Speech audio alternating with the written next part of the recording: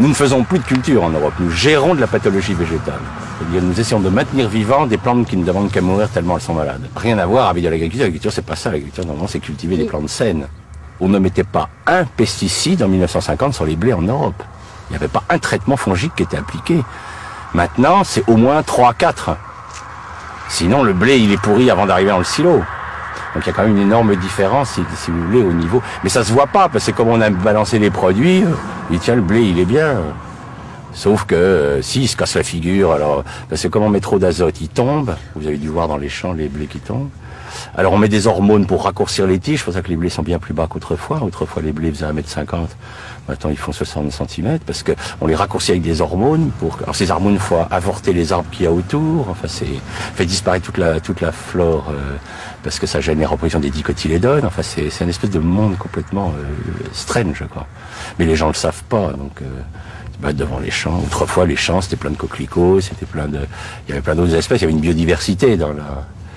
Un pays comme la Hollande a déjà perdu 75% de toute sa flore. Il y a une des flores les plus pauvres de la planète, la Hollande. Mais c'est intensifié au niveau agricole de façon incroyable. Tu l'as vu ton sol? Non? Ah, tu vois, c'est impressionnant. Hein, regarde-le. Tu vas peut-être venir, mais... Ah non, on n'a pas été entendu, puisqu'on est avec Lydia, on a quitté l'INRA. On s'est mis à notre compte. Puis quand on a commencé à montrer que les sols mouraient biologiquement, on nous a demandé de nous taire. Donc on a quitté l'Institut et on s'est mis à notre compte parce que on estimait que notre devoir de scientifique, c'était quand même d'alerter le monde agricole que la voie qui était choisie n'était pas la bonne ne permettrait pas de faire une agriculture pérenne. Il ne peut y avoir d'agriculture pérenne que si on est sur des sols vivants. Hein.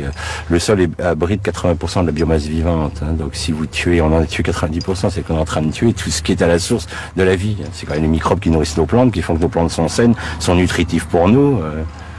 Alors que maintenant, les gens, nous sommes quand même dans la société la plus confortable de l'histoire de l'humanité et nos dépenses de sécurité sociale augmentent de 6% par an. Il y a quand même des questions à se poser, quoi. Est-ce que les gens sont si bien nourris que ça pour être aussi malades ? Alors, le problème, c'est qu'effectivement, l'argumentation, c'est oui, mais regardez, ils vivent de plus en plus longtemps. Bien sûr, les gens qui en ce moment ont 80 ans n'ont pas connu l'agriculture chimique avant l'âge de 50 ans, puisque c'est apparu dans les années 70. Donc, jusqu'à 50 ans, ils ont mangé...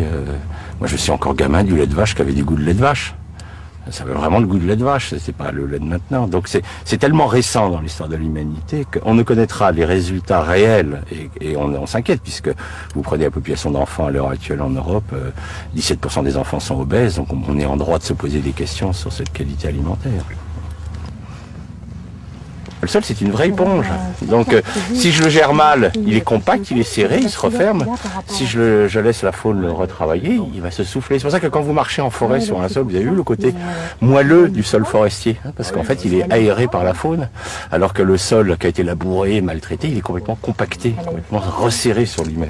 Alors, quand il va pleuvoir sur un sol resserré, l'eau va pas pouvoir rentrer, puis c'est l'érosion.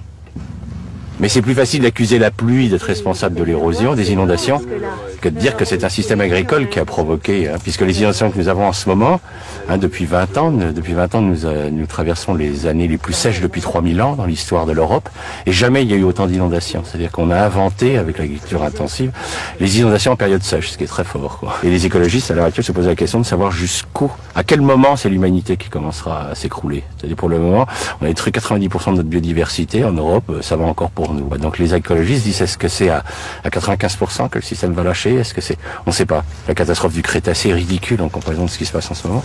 Mais ça meurt, puis les gens attendent, dire peut-être qu'un jour on va voir quand ça va péter, quoi.